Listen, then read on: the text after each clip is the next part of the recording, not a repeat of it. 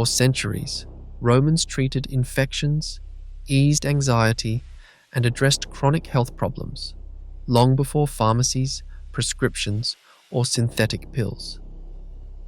And what is surprising? Many of their treatments were not just superstition. They were rooted in observation, experimentation, and an understanding of how the body responds to plants. Roman physicians used herbs like fennel, sage, and garlic, not to mask pain, but to rebalance the body. They were not looking for a quick fix. They were looking for a way to restore function. This is not about rejecting science. It is about looking at what we might have forgotten. Because before we had pharmaceutical companies, there was something else. A deep herbal tradition that focused on supporting the body's healing process, not overriding it. So what did the Romans know that we have ignored? And why are some of their ancient remedies now being re-examined by science? Let us go back to the Roman Empire's forgotten pharmacy. Modern medicine has saved countless lives. Let us make that clear up front. We have beaten plagues, performed organ transplants, and stopped infections in their tracks. If you are in a car crash or have a burst appendix, modern medicine is where you want to be. But when it comes to chronic conditions, the slow creeping illnesses that affect millions, modern medicine often falls short. Here's what that looks like. You go to the doctor with digestive issues. You are handed antacids or proton pump inhibitors. You mention anxiety or insomnia. You leave with a prescription for something to dull the symptoms. Chronic pain is often treated with anti-inflammatories. If you have low energy, you are offered stimulants. If you suffer from inflammation, you are treated with steroids, high blood pressure, beta blockers, often for life. Each of these can be life-changing in the short term, but they rarely address the root cause. They manage symptoms. They do not correct the system that is malfunctioning. And the result? We have built a healthcare system around maintenance, not healing. That is not a conspiracy. It is just the economic and industrial design of modern medicine, fast, scalable, and repeatable. But when that becomes the default approach, we lose the deeper conversation about health, about what caused the imbalance in the first place. Romans did not have our tools, but their medicine was rooted in restoration. They looked at digestion, circulation, nerves, and energy as a system, and treated the body with herbs, diet, and movement to bring it back into balance. Of course, it was not perfect. There was guesswork, and not everything they believed holds up today. But maybe they got something right. Instead of suppressing signals from the body, they listened to them. And that difference, that shift in philosophy, is where this story really begins. When we picture Roman medicine, most of us imagine superstition, bloodletting, or leeches. And yes, some of that existed. But Roman medical practice, particularly among educated physicians, was far more advanced than most people realize. Roman doctors inherited much of their knowledge from the Greeks, especially from thinkers like Hippocrates and later Galen, who became the most influential medical voice in the empire. But the Romans took this Greek foundation and built an organized system around it, a mix of observation, herbal pharmacology, physical therapies, and preventative care. At the heart of Roman healing was a simple but powerful idea that the body, when properly supported, could return itself to balance. The goal of treatment wasn't to silence symptoms, it was to understand them as signals, as clues to what had gone wrong internally. Physicians used what they called the four humours: blood, phlegm, black bile, and yellow bile, not just as metaphorical fluids, but as a way to describe the internal balance of systems like digestion, circulation, and mental state. While we now know this model isn't medically accurate, it reflected a deeper truth. They viewed illness as an imbalance, not an isolated event. To restore that balance, Roman physicians turned to a massive library of herbal knowledge. One of the most important works was De Materia Medica, written in the 1st century CE by Dioscorides, a Roman army doctor. The 5-volume text described over 600 medicinal plants, along with instructions for preparation, dosages, and what symptoms they were thought to treat. It would remain the gold standard for herbal medicine for nearly 1,500 years. Healing was not limited to herbs. It also involved diet, exercise, massage, and hygiene. Roman bathhouses were not just places to relax. They were seen as essential to health. Cleanliness, circulation, and even community all played a role in the Roman view of well-being. In many ways, Roman medicine was a kind of early integrative healthcare.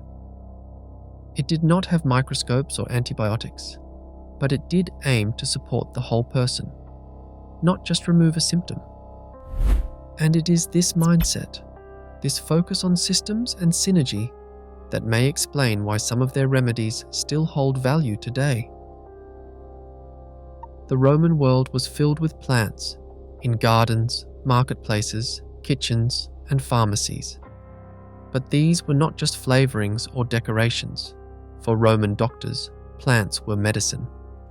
What makes this even more remarkable is how many of those same herbs are still being studied today, and how often the Romans seem to have known what they were doing, even without microscopes or modern labs. Take fennel, for example. Roman texts describe it as a remedy for digestion, bloating, and even respiratory issues.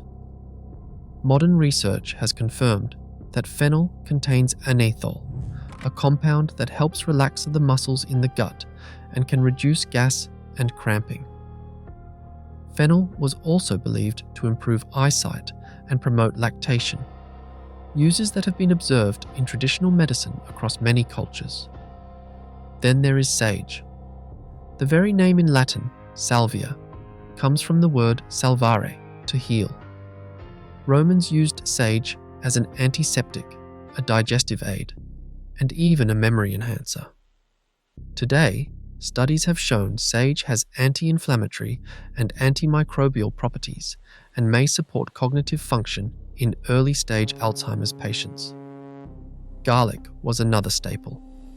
Known for its strong aroma and taste, Romans also valued it as a medicinal powerhouse. Roman soldiers were often encouraged to eat garlic for strength and endurance. Modern science shows it has cardiovascular benefits, helps lower blood pressure, and contains allicin, a potent antimicrobial compound. Mint and rosemary were used for stomach issues, headaches, and even mood regulation. Roman herbalists would crush the leaves into infusions or apply them as poultices. Today, we know mint can help with irritable bowel syndrome, while rosemary contains compounds that may support focus and memory. And perhaps most fascinating of all, willow. Bark. Romans used it to treat pain and fever, not knowing that it contains salicin, the natural compound that would later inspire the invention of aspirin. Roman medicine was not just about what you used, but how you used it. Herbs were prepared as infusions, poultices, powders, compresses, and tinctures. Some were even added to wine to extract the active compounds, creating early forms of medicinal tonics. The Romans did not isolate single chemicals. They used whole plants, in combinations, tailored to the person and the problem. In this way, their approach was not only plant-based, but personalized. And while they did not always get it right, many of their remedies, and the logic behind them, are starting to look a lot less primitive. It is easy to assume that Roman remedies were based purely on guesswork, folklore, without real evidence. But in recent decades, science has started to catch up with tradition. In fact, according to the World Health Organization, more than 25% of modern medicines are derived from plants, and many of them have roots in traditional systems like Roman, Greek, and Chinese medicine. That is not to say every ancient remedy was effective or that natural means safe. Dosage, preparation, and context matter, and the Romans did not always get it right. But what we are seeing is this: many of their herbs worked not because of superstition, but because they interacted with the body in real, measurable ways. Modern medicine excels in isolating compounds and scaling production, but sometimes, in focusing on the single active ingredient, we have lost the synergy, the way the whole plant, the method of preparation, and the person's condition all worked together. Roman medicine did not have the lab, but it had observation, tradition, and time. And increasingly, science is showing they were often on the right track. One of the clearest signs that Roman herbal medicine was more than guesswork is how long it stuck around, and how often it was reused, rewritten, and revived by later civilizations. After the fall of the Roman Empire, medical knowledge did not disappear. It was preserved, adapted, and expanded, particularly through the works of Dioscorides and Galen. Dioscorides de Materia Medica, written around 50 CE, was copied and translated across Europe and the Middle East for over 1,500 years. It became the backbone of herbal medicine not only in Europe, but also in Byzantine, Islamic, and medieval Christian traditions. During the Islamic Golden Age, scholars like Avicenna expanded on Roman texts, integrating herbal knowledge with their own observations. These writings eventually made their way back to Europe during the Renaissance, sparking a new wave of interest in ancient remedies. In monasteries across medieval Europe, Roman herbal knowledge was literally growing in the gardens. Monks cultivated herbs like valerian, rosemary, and chamomile, often based on Roman texts. These herbs were used for calming the nerves, aiding sleep, and treating inflammation, just as they had been centuries earlier. And even in the modern era, echoes of Roman medicine remain. Pharmacology still uses plant compounds that were first used in crude form by Roman physicians. We have simply purified and standardized them. From willow bark, the ancestor of aspirin, to poppy extract, which yields morphine, we continue to rely on nature's chemistry, often without acknowledging its long history. What is more, archaeological digs have uncovered Roman medical kits, amphorae filled with preserved plant residues, and even carbonized pills, all of which show that Roman medicine was organized, repeatable, and carefully prepared. So, while we may no longer call it Materia Medica, the roots of modern herbal medicine are Roman. And the fact that these remedies have endured across cultures, continents, and centuries suggests they were doing more than just guessing. They were onto something. So if Roman herbal medicine was so effective, why did we leave it behind? Starting in the 19th century, medicine entered the age of chemistry and manufacturing. Scientists began isolating the active compounds from plants, like salicin from willow bark or morphine from poppies, and turning them into standardized, patentable drugs. This meant faster production, precise dosing, and powerful effects. It also meant that medicine could be scaled, packaged, and sold. And that is where things started to shift. With the rise of pharmaceutical companies, medicine increasingly focused on specific symptoms and single-target treatments. This worked well for acute problems, such as infections, injuries, and surgeries. But with chronic conditions, it created a system of long-term symptom management. Meanwhile, herbal medicine did not fit the new model. Plants are complex, variable, and hard to patent. You cannot package synergy. And so, the holistic, multi-system approach, like the kind practiced in ancient Rome, was pushed to the margins. That does not mean modern medicine is bad. On the contrary, it has saved millions of lives. But somewhere along the way, we stopped asking, why is this happening in the first place? What is the body trying to tell us? The Roman system was not perfect, but it treated illness as a message, not just a malfunction. And in doing so, it prioritized restoring the body, not just silencing its signals. That mindset is worth remembering. So, what can we actually take from all this? You don't need to turn your kitchen into a Roman apothecary, but you can start to think differently about health. Next time you reach for a pill, ask yourself, is this solving the problem or just muting it? If you are dealing with chronic issues like bloating, anxiety, or low energy, there may be room to explore evidence-based herbal support alongside conventional care, not instead of it. Herbs like fennel, sage, chamomile, and rosemary have stood the test of time for a reason.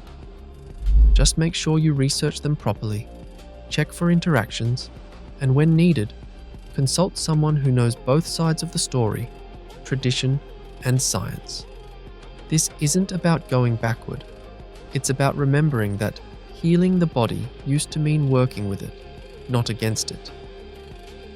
If this resonated with you, share your story in the comments.